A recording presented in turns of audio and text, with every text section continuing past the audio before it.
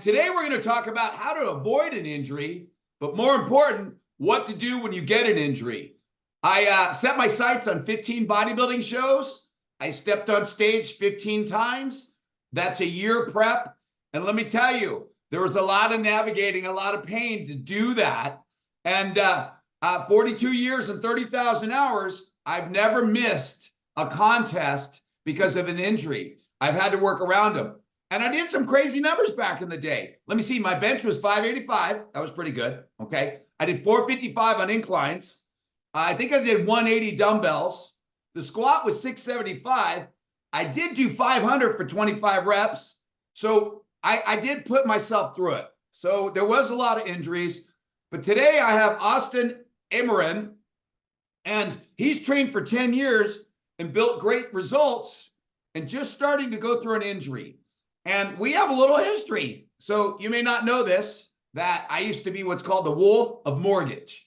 So I had a great rise in the mortgage business, had a mansion, all that stuff. People would do drugs, go to the bathroom for 3 days. But I was bodybuilding through all that stuff. And at the time, I had a mansion, and my daughter was 6 years old, had a Honda 50. And we had a governor on it. And I think you can take over from there, Austin. What did you do to my daughter's Honda 50? Well, I was having a little bit of fun out in the yard, tearing up your beautiful landscape out there, and yeah, I came around the back pool house and didn't realize there was a 4-foot drop off. Oh, okay. Yeah, I sent it off the side of that, bent the training wheels, and blew out, and yeah, I bent it pretty good. I felt pretty bad. Yeah, my daughter cried on that one, but you know, it's I mean, who would think a 6-year-old would have a Honda 50? But we did. And then there was Odysseus. Odysseus, a 97-foot sailboat. And I thought it'd be funny to sail from San Diego down to Cabo San Lucas with 9 people who'd never been in the ocean. Austin was with us. And the first night we had 20-foot seas, and it was gnarly. Now you have to imagine these people took 2 weeks off work, so they're very mad at me the first night. And I remember specifically, Austin, I said, nobody on deck without a harness, okay? Because in that water, when you go in, you're in shock in 3 to 4 minutes, and 12 minutes, you're done, and you can't find people. So it's kind of serious. So in the middle of the night, I'm sleeping, one eye open, I smell smoke. And all of a sudden I look up, there's 3 guys on the stern smoking cigarettes in 20-foot seas with no harness. And this is like in the first 3 hours of this 2-week journey. I turned on all the lights and I lost my fucking mind. I think I said, nobody gets a medal for killing people on a journey. And that was it. And that first night was gnarly. Do you remember that? I do. It was like 10-story buildings coming at you. It was dark. Really couldn't tell that well, but when the waves had dropped down and you seen that moonlight, you really got an idea of how big those swells were. It was an interesting night. There was a lot of sick people. Yeah, no, it was. It was very uncomfortable, and people had never been in the ocean could not experience hours of discomfort. Yeah. And then the next day we woke up and we had 10 knots of wind and 10 knots of boat speed all the way to Cabo. Anybody knows sailing, it's perfect conditions, just a step under white caps. And then we were catching ahi, literally like 5 minutes to noon. We'd have it at noon. And we had such an interesting group on that trip because we had the girl that loved everybody. We had the old man. We had the swinger couple. We had the romantic gal. And we had the guy that came out of the closet, right? Do you remember? Yeah, I sure do. Do. Halfway back down, we're in front of Turtle Bay, and my crew goes, Mr. Hogarty, one of the guests wants to sleep with me. Is that okay? Now, mind you, we're on a 100-foot boat, and it happened. It caused all this drama.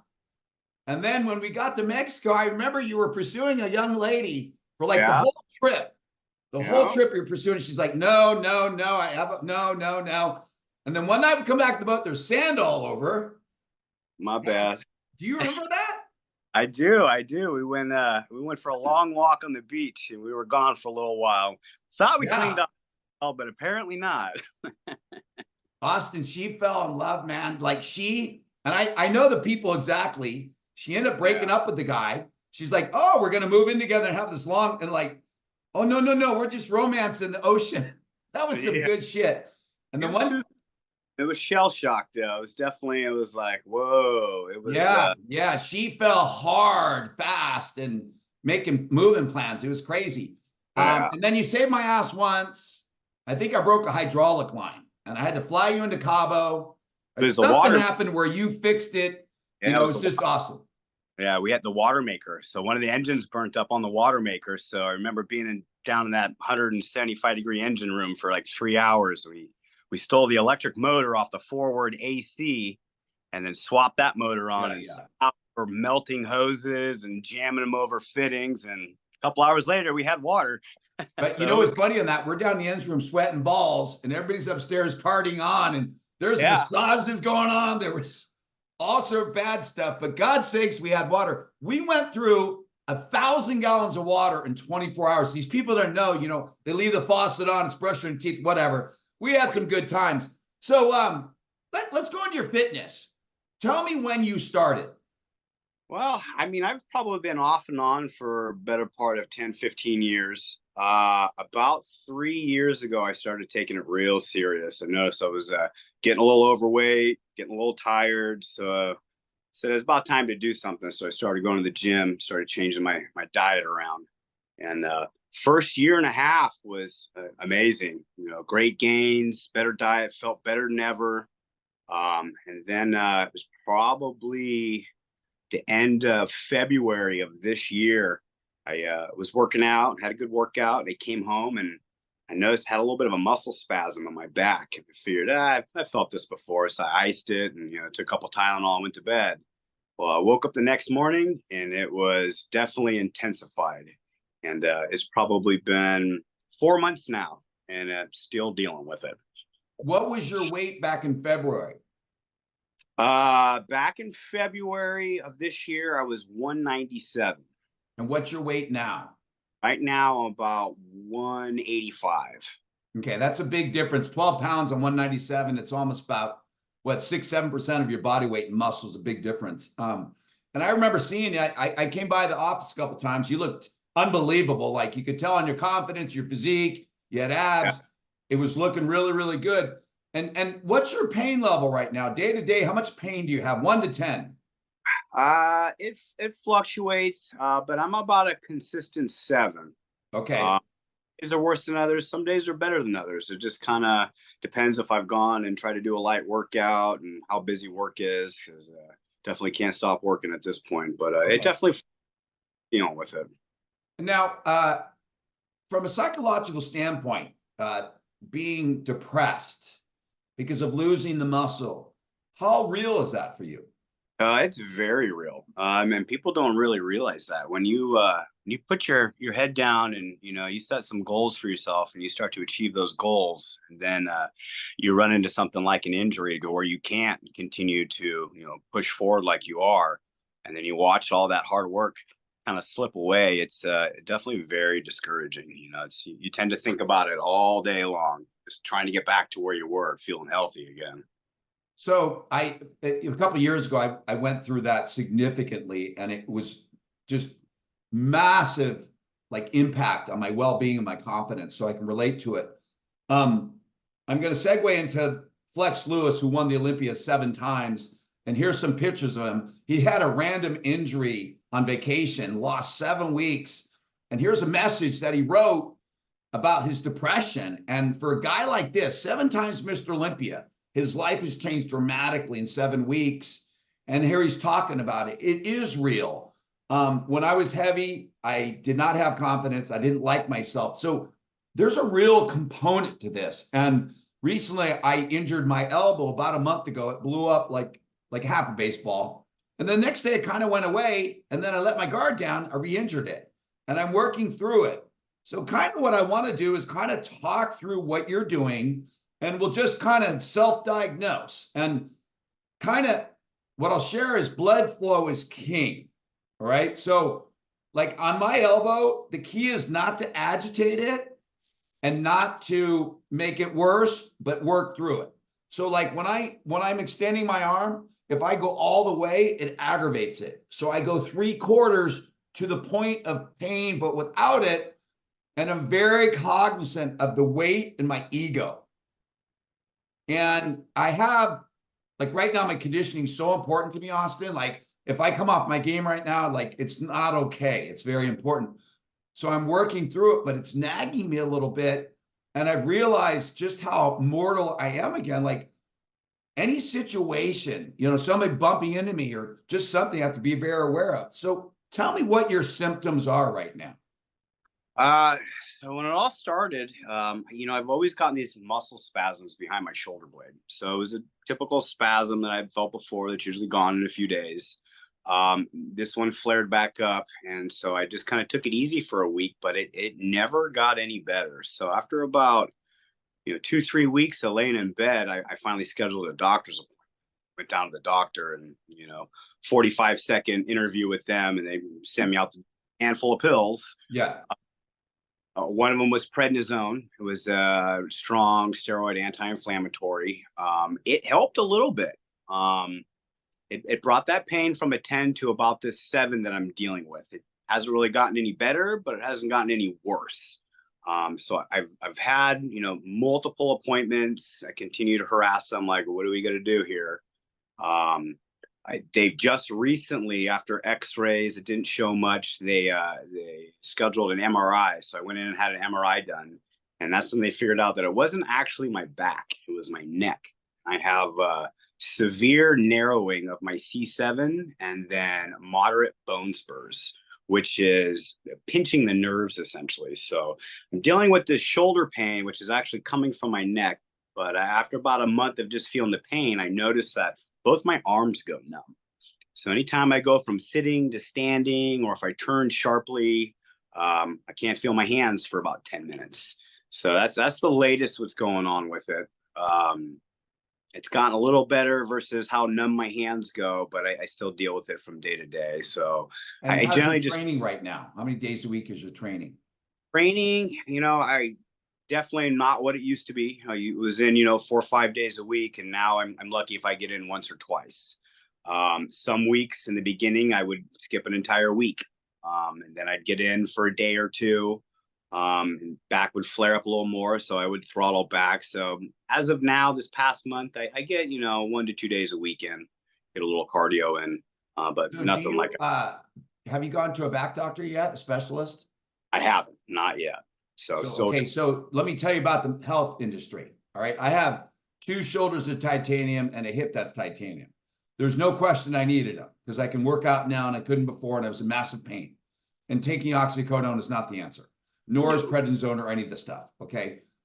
There's a whole nother subject on anti-inflammatories. We'll come back to that. But let's stay true here. Dealing with a general practitioner when you have something specific like that is talking about a mechanic on a different car. A Honda mechanic's not the same thing as a Maserati. So you have to get into, now, who's your coverage with? Kaiser. Perfect.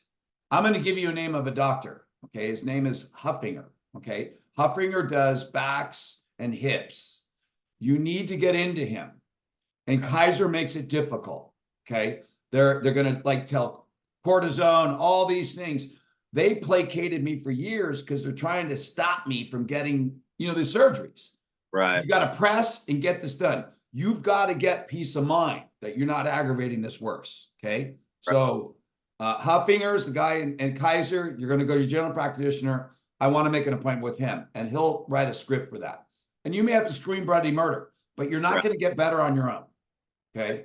Kind of like I needed new shoulders. I could do all this stuff in the world. It's not going to do anything. Now, how to avoid an injury. And then we'll come back to what you can do now. When you're training, always listen to your body. Sometimes my hamstrings get tight or my biceps get tight. It means back off immediately because you don't want to rip a tendon. Ego's not your amigo. So check your weights, especially as you age. One tear can last a year. Okay. And superset with lighter weight. That's really, really important. Once you do have an injury, blood flow is king. So if you're only getting to the gym 1 or 2 times a week, can you walk for 20 minutes? Absolutely. Like, you won't know this. I just went and hammered legs today with a client and walked 4 miles. I got home 5 minutes before I interview here. So walking is so important early morning, late afternoon sunlight, 30 minutes, vitamin D is the best thing for your immune system, and you're getting blood flow. Blood flow is everything. In all my surgeries, I was in the gym the next day. Now, I may not have been doing shoulders, but it's all about that blood flow, because the more blood flowing, the faster you heal. But I think you have a true injury, and you need to get into Huffinger, okay? Right. And then the other thing that's so important is rest. So important. And I'm a huge fan of that. Are you getting rest now? 7 to 8 hours a night? I generally do. There Okay. are some set an alarm, but I generally set my own schedule, so I definitely get between 6 and 9 hours of sleep a night. Okay, perfect. Because you can't build muscle, you can't do anything without rest. The repair is when it happens. The whole point of bodybuilding is you're tearing the muscle down. The growth happens on the repair. You need an extra amount. Me, I get 8 hours a night, and if I feel like a nap in the middle of the day, I take it because I make my gains resting. So make sure you're getting rest. So I just want to recap. Supersetting is ideal because you can get the same pump as heavier weights without the strain on everything. Stay active, do walks, get to the gym. Eat for nutrition, not for comfort. Now, Austin, you could do things to not have inflammation. The RDA on potassium is 4,900 milligrams a day, okay? One potassium pill is 100. Spasms, a lot of time, is caused by the lack of potassium. So I take about 500 milligrams of potassium a day, and all spasm is a muscle cramp. Same thing as a heart attack. It's a muscle cramp. Potassium is your friend, and it'll help with inflammation. The other thing will help with inflammation is keeping your carbohydrates and fat low, okay? And I do a lemon juice. Lemon juice stevia mix is really good for inflammation and great for your digestive tract, okay? And then I'll keep coming back to rest. And I really hope that you work through this, but you got to take the relevant steps to get to the doctor to either give you peace of mind that you have something that requires surgery, and that's a whole nother debacle getting through that. But that peace of mind is everything to get you back on the horse. Most definitely. All right, Austin, I really appreciate your time today. And my subscribers really appreciate you, and we appreciate you giving us what you got. Thank you, Bill. I appreciate you having me on, bud. All right.